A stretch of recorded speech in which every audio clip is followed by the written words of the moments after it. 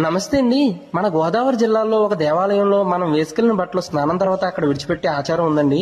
అయితే ఈ దేవాలయం కోనసీమ జిల్లాలో రావులపాలెం నుంచి కొత్తపేట వెళ్లే మార్గంలో మందపల్లి అనే చిన్న పల్లెటూరులో ఈ దేవాలయం కొలువై ఉందని మాకు తెలిసిందండి. అయితే ఈ దేవాలయం ఆంధ్రప్రదేశ్ లోనే కాక మన తెలుగు రాష్ట్రాల్లో ఉన్న ఏకైక శనీశ్వర స్వామి టెంపుల్ అంటండి.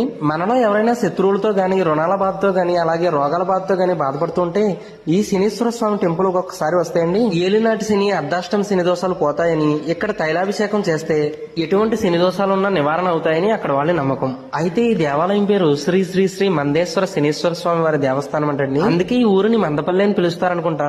అయితే శనీశ్వరుడికి అత్యంత ఇష్టమైన రోజు శనివారం కాబట్టి ఆ రోజు చాలా మంది భక్తులు ఇక్కడికి వచ్చి అనేక పూజా కార్యక్రమాలు నిర్వహిస్తారని చెప్పేసి ఇక్కడ పూజారులు చెప్పారండి. అయితే భారతదేశం మొత్తం మీద సాక్షాత్తు శనేశ్వరుని చేత ప్రతిష్ఠ చేయబడిన శివలింగం ఇది ఒక్కటే కావడం, అలాగే శివలింగానికి తైలాభిషేకం కేవలం నువ్వుల నూనెతో మాత్రమే అభిషేకం జరగడం,